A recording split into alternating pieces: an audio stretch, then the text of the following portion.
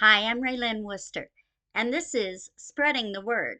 That's word with a capital W, as in the written word, the Bible, and the Word made flesh, Jesus Christ.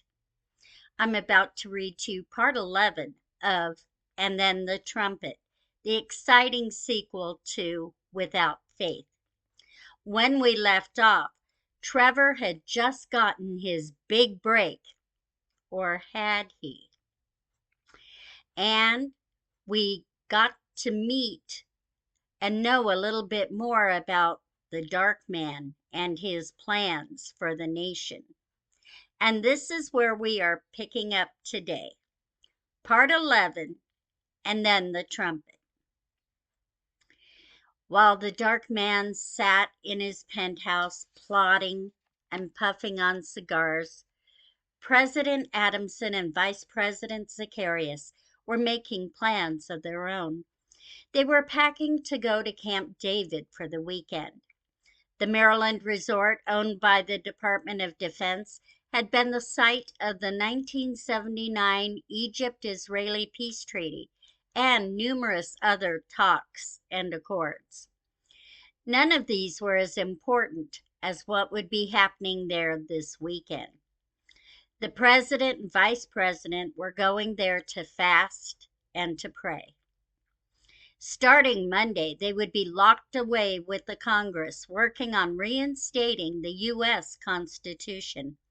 They would need to have a clear vision for what they wanted to accomplish and the right frame of mind for any opposition they were likely to encounter. They needed the help of the Spirit of God. The country's leaders were meeting with him at this historic place for peace talks of another sort. Preston was a little put out that the president wouldn't allow him to attend. "There's nothing for you to do there," he assured his chief of staff. "I need you here to hold down the fort." No one would be making this trip to Camp David but Sam, Christian, and his Secret Service detail, of course. Catherine and Bridget would stand in for them in any meetings that couldn't be rescheduled or go without their representation this weekend. This was a pivotal time in the rebuilding of the nation. Its leaders needed all the help they could get. Now it was Monday morning at 10 a.m., and the president, vice president, and Congress had already been hard at it for several hours. During his stay at Camp David, Sam had read the entire U.S. Constitution word for word in preparation for this week. He had photocopies made of the original document held in the Library of Congress, one for each member of Congress, and now they were all going over the document line by line, reading, discussing what it said, what it meant, what it implied. Sam whispered to Preston, who was always just behind and to the left of the president wherever he went. "Have Chef Francois make up a variety of sandwiches, pitchers of iced tea and lemonade, and pots of coffee, enough for 540 people, and have them brought in around 12:30. All the interns can help him. If you can round them up, please, Preston." "Yes, Mr. President," Preston replied as he left on his task. Sam thought, not for the first time, what a blessing it was to have Chef Francois at the White House. He was so glad Gloria had told him about the French chef and had encouraged him to take the position as White House chef. His food was so much better than any catering service they could have used. Preston stopped in the public washroom before going on to speak to Chef Francois and the interns. He checked for feet under all the closed stall doors, and upon determining the room to be vacant, placed a phone call. "They've been underway for 3 hours," Preston told the man who answered the phone. "Yes, it's all being recorded as you requested." "No, no one has any idea." "Of course. I'll keep you posted." Preston hung up the phone just as the door opened and a senator walked in. He made a show of washing and drying his hands, then went on to complete his assigned task. The congressional meeting went on behind closed doors for 12 days, after which they all emerged and took a presidentially mandated 2 days off. "Contact J.T. Hadlock for me," the president instructed Preston. "I need to address the nation in 3 days' time, and I'd like to use his show for my platform." "I'll take care of it, Mr. President," Preston responded. Bridget had been right to give that boy a second chance, Sam thought. What would I do without him? J.T. grinned as he hung up the phone. That had been the president's chief of staff. The president wanted to address the nation on Now News North America next Tuesday night. He would need the entire segment. They would be reinstituting the U.S. Constitution, and he would be going over some of the amendments in detail. Every eye in the nation would need to see this, JT knew. Ratings would go through the roof. They had died down some after the hoopla of the raids and the election had ended. It was just the boost his show needed. He would advertise the upcoming address on each of his segments beginning tonight. He whistled a happy little tune as he turned his attention to the content for his next segment. And that wraps up our segment for this evening. The President of the United States, Samuel Adamson, will be addressing the nation on Now News North America next Tuesday night at 6 p.m. The Congress is reinstating the U.S. Constitution, and President Adamson will be going over specifics that every citizen in the nation will need to know about. You'll only find it here next Tuesday night at 6 p.m. You won't want to miss it. For Now News North America, this is J.T. Hadlock. J.T. out. That'll bring the crowd back in, Alicia thought, as JT's program finished and a hockey game took its place. There had been only 4 customers in Heavenly Coffee during his broadcast this evening. As interest in JT's show diminished, so had her clientele.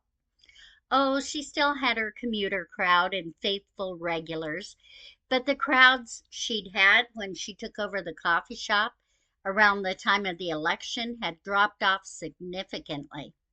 She knew Heavenly Coffee would be full to the brim again on Tuesday night. She also knew she needed to capitalize upon this opportunity while she had it. Alicia had done quite well for herself as the new owner of Heavenly Coffee. She'd paid Bridget off, and now the entire business and all the profits solely belonged to her. She could do with it as she would, and she had a few ideas she'd been toying with. Last month, she was wiping down all the shelves in the storage room, and she accidentally got the blackberry and hazelnut syrups put back in the wrong spot. She had inadvertently switched the bottles as she set them down, and the entire wall began to move. It was a secret door, which opened to reveal a hidden room beyond. The room didn't look like anything special or nefarious. It didn't appear to be a secret lab or lair. It looked more like a break room. But why hidden behind a secret door? It didn't make sense. Alicia hadn't mentioned the discovery to anyone. She was going to ask Bridget about it, but changed her mind. The second lady had enough on her plate. Alicia would just keep the find to herself until she decided what to do about it.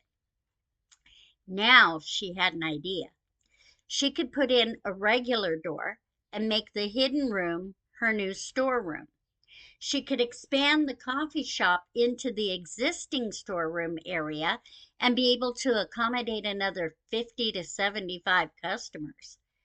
She could put up another flat screen TV and maybe a few sofas or love seats to encourage people to stay longer.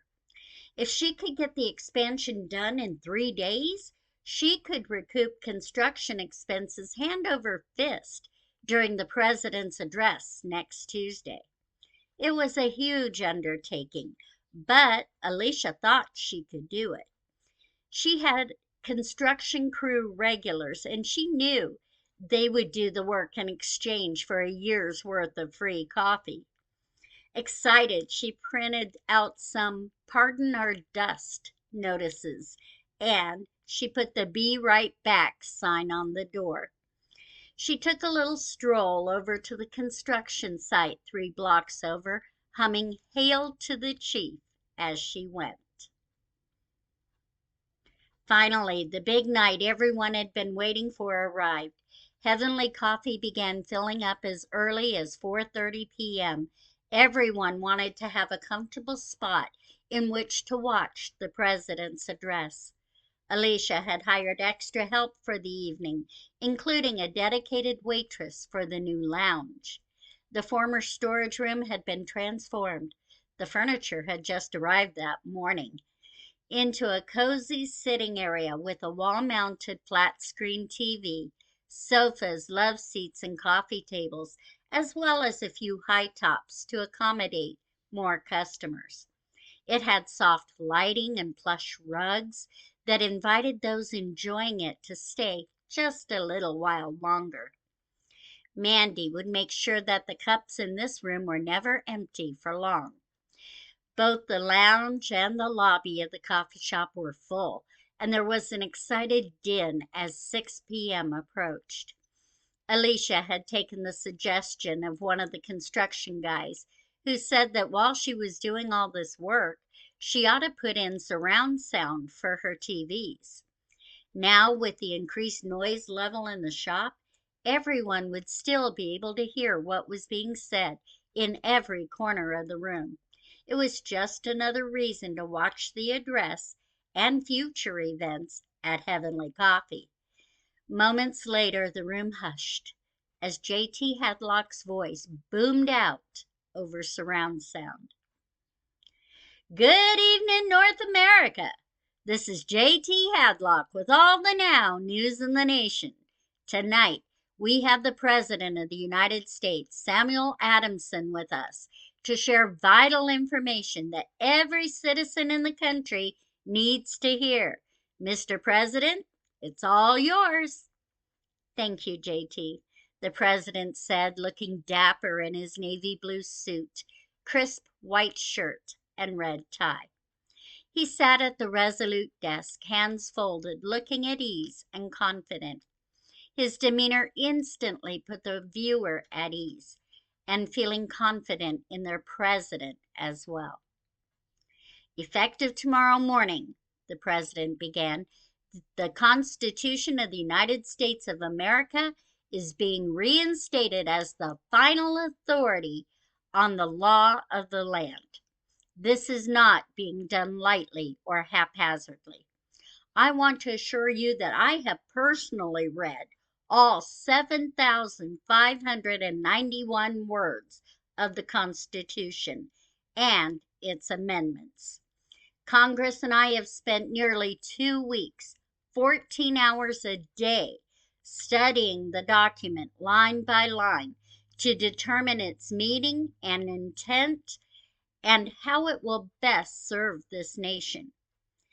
And we are confident that our nation will be properly and fairly run with the adherence to the Constitution as it is being reinstated. That said, Sam paused for a moment and gave the camera a fatherly smile. I'd like to make a few clarifications so we can see where we got off track and to ensure that we don't again. This is going to be U.S. Constitution 101, the condensed version. But hopefully you will all have a better understanding of this amazing document and what it will do for our country by the time I'm finished. He stopped a moment, took a sip of his hot tea, then continued. Beginning tomorrow, every public library in the nation will have a copy of the Constitution on display so every citizen can read it in its entirety anytime they choose. Tonight, I'm just going to touch on a few of the hot topic amendments and summarize them in simple terms. The First Amendment of the Constitution states, Congress shall make no law respecting an establishment of religion or prohibiting the free exercise thereof. Now, this was the very first line of the very First Amendment for a reason. Our founding fathers knew what would happen if the right to free exercise of religion was not protected.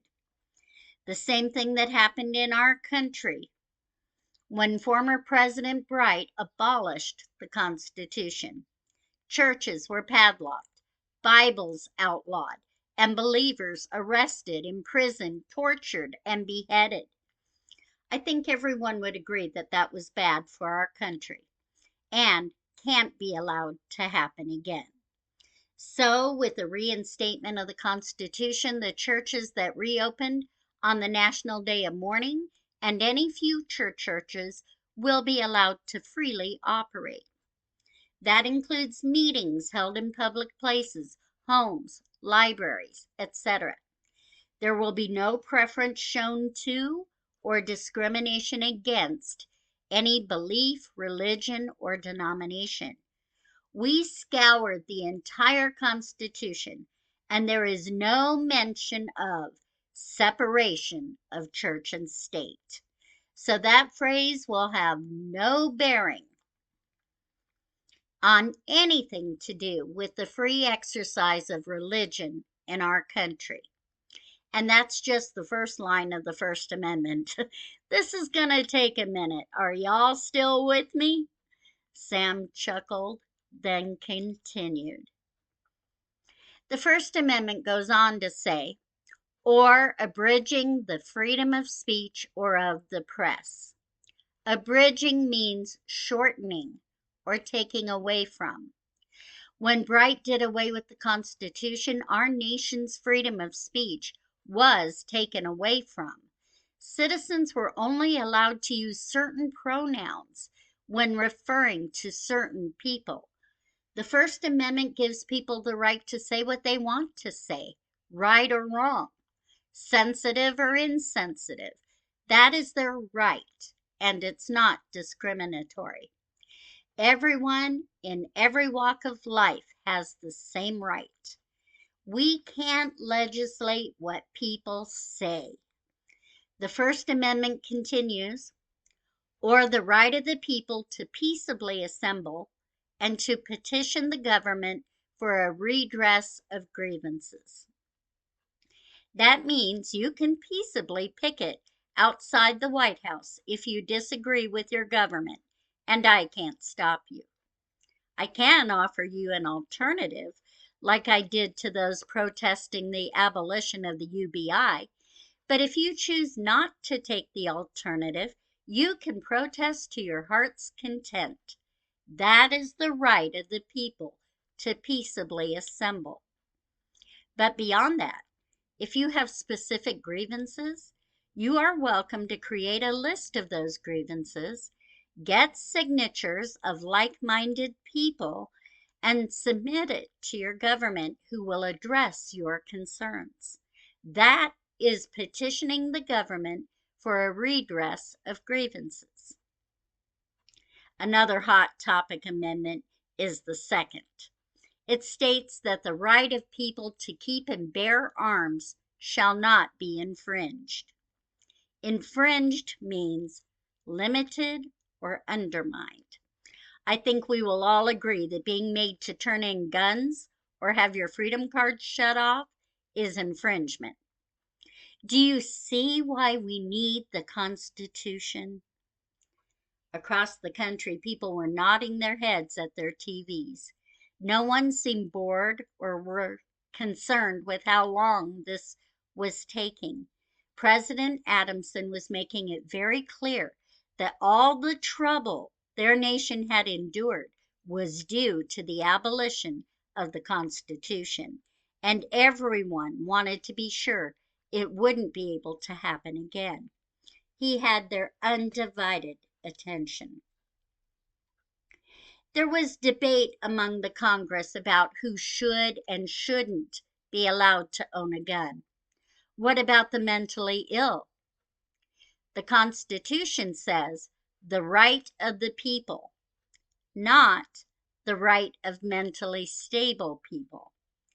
And for good reason. Who determines if someone is mentally ill? It was the common belief in the previous administration that those who opposed abortion or the LGBTQ movement were not in their right minds. Yet if those people had no guns, the camps would not have been liberated, and your loved ones and some of you would still be imprisoned there. Sam hesitated a moment to let that sink in. Even requiring an application to purchase guns is an infringement. Who says who qualifies? What is the criteria? Effective with the reinstatement of the Constitution, applications for purchasing of arms will no longer be required. The only requirement will be that of being of legal age, 21 years old. Sam held up his hand to the camera. Now, I know some of you are getting your hackles up that anyone of legal age can own a weapon. Let me remind you that guns don't kill people. People kill people. If there were no guns and someone wanted to kill someone, they could use a hammer. Then do we outlaw all hammers? I trust the citizens of this great nation to be able to bear arms responsibly and to be able to use them only for legal hunting or self-defense. If they abuse their right, they suffer the consequences of the law. The next amendment I want to address is the Fourth Amendment. It states, the right of the people to be secure in their persons, houses, papers, and effects against unreasonable searches and seizures shall not be violated, and no warrants shall issue but upon probable cause, supported by oath or affirmation. Whew! That's a mouthful. Sam chuckled and took a sip of his tea. Simply put, no one is required to have their home, person, car, or belongings searched without a warrant. Period. If you are pulled over by an officer, you are not required to show your ID or consent to a search of your vehicle unless the officer has a warrant. Smelling illegal drug usage coming from your car is probable cause to obtain a warrant, not to search the vehicle. This amendment has been so badly taken out of context and abused. That's why I'm explaining it publicly tonight. Officers, take note. Starting tomorrow, suspected criminal activity requires a warrant before any searches commence.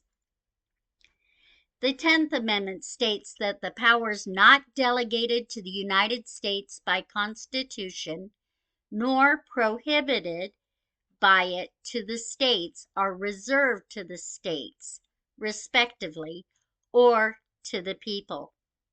This means that unless the Constitution specifically says that something is the responsibility of the federal government, it is actually the responsibility of the states' governments. Abuse of this amendment has been rampant even prior to the abolition of the Constitution. This abuse accounts for all the federal government overreach we've experienced. It is in this spirit of this amendment that I am decreasing the size and scope of the federal government, returning the power to the states. Two specific changes that will occur with regard to this amendment as of the Constitution's reinstatement tomorrow concerns education and abortion. Did you know that there is no provision for a federal Department of Education in the Constitution? The president had a "who knew" look upon his face as he made this statement. The federal government was never intended to interfere with the education of its citizens, and especially not their children. The responsibility for a child's education belongs to the parent and will be returned to the people. There will be no more public schools. Parents may homeschool or create private charter schools for their children. Privately owned colleges will continue to operate. I'm sure I don't have to remind you about Fort Hays in Columbus, Ohio. That's what happens when the federal government gets involved in the education of your children. I would encourage public school teachers to offer their services for hire as tutors for parents wishing to homeschool. Before the Constitution was abolished and abortion was arbitrarily legalized at any age, at any stage, the federal right to abortion was eliminated with the overturn of Roe versus Wade in June of 2022. This did not make abortion illegal or remove a woman's right to reproductive health, as the extreme left would have you believe. It simply put the responsibility for the legality in the hands of each state. If the state you live in has made abortion legal or illegal and you disagree with its decision, you are welcome to move to a state where they've made the law you agree with. That's the beauty of having United States. That's the reason the majority of the power is meant to lie within the states. It gives you, the people, the choice to live where the laws agree with your viewpoints and convictions. A federal law applies to everyone without taking into consideration opposing viewpoints and beliefs. It is restrictive. Your freedoms are preserved when the power is in the hand of the states and its people. Make sense? So, starting tomorrow, abortion is not illegal. It is just not federally mandated. Each state will determine if it will be legal or illegal for that state. Then each citizen can choose to live in a state where they agree with the law. I hope this gives you a better understanding of the U.S. Constitution and how important it is to preserving your individual rights. We've seen the abuses that occurred with its abolition. It is my intention that such abuses never happen again. The Constitution was created to protect you, the nation's citizens, and your God-given rights. It will be reinstated tomorrow for the same reason. Thank you all for allowing me into your homes to explain this important development in the government of our nation. God bless you, and God bless these United States of America. Sam smiled once more, and then his face was replaced on the screen with JT's. If only our middle school civics teacher had explained it like that, right? JT said with a chuckle. Okay, folks, lots of changes that are effective tomorrow, but I think they will be for the better, don't you? Be sure to tune in tomorrow morning at 6 a.m. for all the Now News in the nation. For Now News North America, this is JT Hadlock. JT out." The dark man clicked off the TV as he exhaled a puff of smoke. This time he was not enraged by the president's address. Yes, the man was undoing everything Bright had put in place, but with the master's plan in the back of his mind, the dark man could see how everything the president was doing could work to their advantage. It was just a different tactic. It would still yield the desired result, because people were people, and unregenerated people always corrupt things. He let out an evil chuckle. Yes, the groundwork was being laid. The president was unknowingly doing his part. The dark man's ducks were doing theirs, and the people's inherent lusts would take care of the rest. And it would be happening soon now, in the blink of an eye. It was July 4th, 2035. It was the Lord's Day, Independence Day, both of which had been reestablished under the reign of the 50th President of the United States of America, Samuel Adamson. So much had happened in one short year. The nation was nearly unrecognizable from what it had been this time last year. All for the better, Sam thought with satisfaction. There were big plans in the works for this day. The United States of America was once again celebrating its independence. The White House and other buildings on the Capitol grounds were all decked out with red, white, and blue streamers and balloons. Flags were everywhere.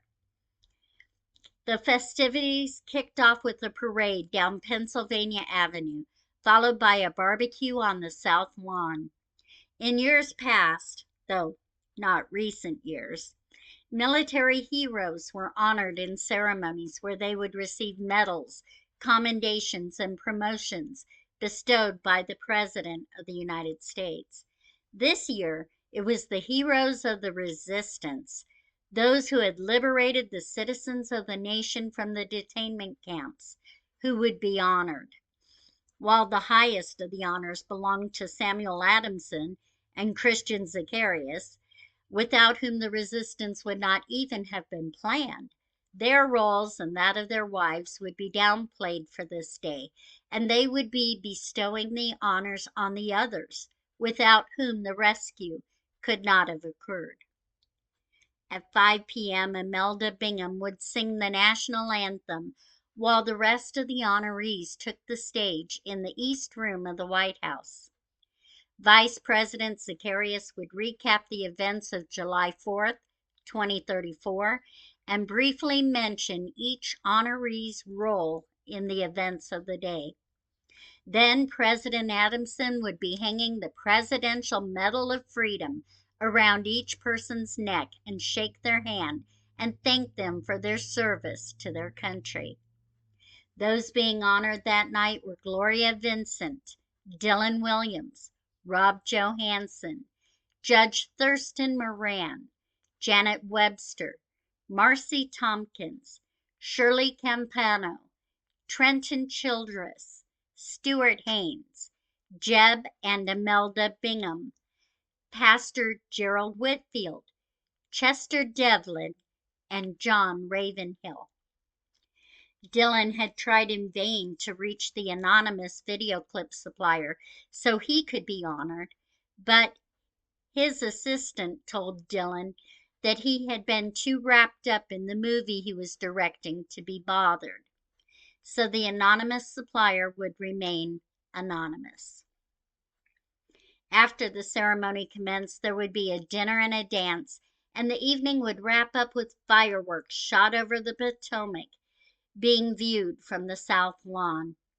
Of course, J.T. Hadlock would be on hand to capture all the day's festivities from start to finish for the rest of the nation to enjoy vicariously the next day on Now News North America.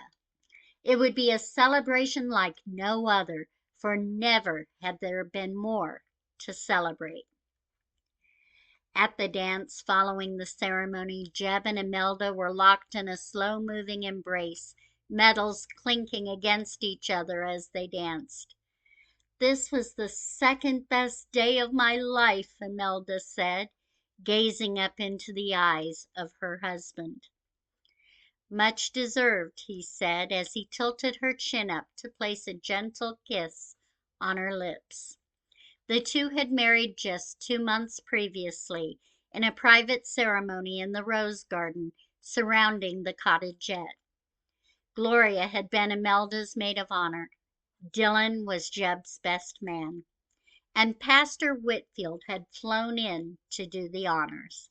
It was a simple 10-minute ceremony with 5 people in attendance, including the bride and groom, and it was perfect. The Binghams moved into Jeb's house in Indianapolis after the wedding and spent weekends at the cottagette.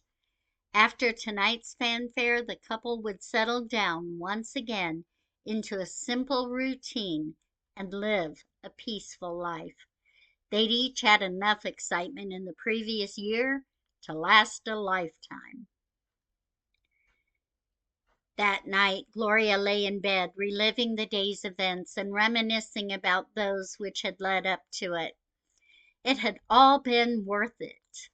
Before coming to bed, she'd locked up her medal in the safe behind the painting on the bedroom wall where it would be preserved, a memento of the heroic feat accomplished by the resistance, and a reminder of what could happen to a country without faith.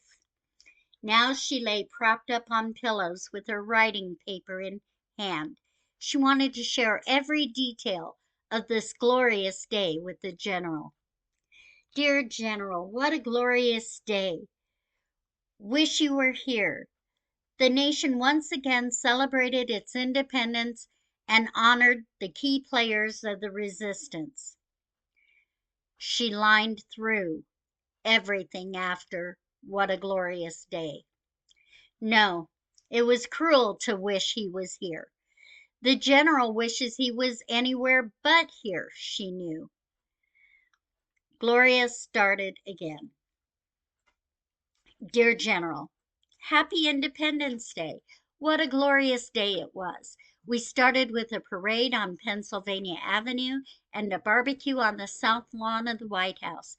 There was an award ceremony. I got the Presidential Medal of Freedom." Gloria crumpled the paper in her hands and threw it across the floor. No matter how she related the events of the day, the fact remained that the day celebrated all the people and events that got the general locked away for the rest of his life. It felt like bragging when she wrote about it, rubbing it in, that she was honored at the White House while he sat in a clean version of hell.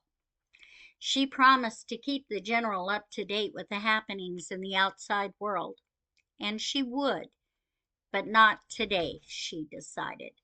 This day was for her and her co-laborers in the resistance. It would remain theirs. Gloria put the pad and pen on the headboard bookshelf and turned off the reading lamp. She closed her eyes and spoke to the one who did need to hear her thoughts on the day. The one who deserved all the thanks and praise for keeping her safe and for allowing the victory in the first place. Gloria shared her day with her constant internal companion, the Spirit of God, then peacefully drifted off to sleep. For Now News North America, this is JT Hadlock. JT out. Trevor shut off the TV in disgust. It was all he could do to watch the recap of the celebration in the nation's capital all the way through. He slid sulking into an overstuffed armchair in the Hollywood villa he'd moved into upon signing the contract for his new picture. Mr. Marchant said Trevor would now have an image to project that reflected upon the studio, and advanced him the money to get into the luxurious home.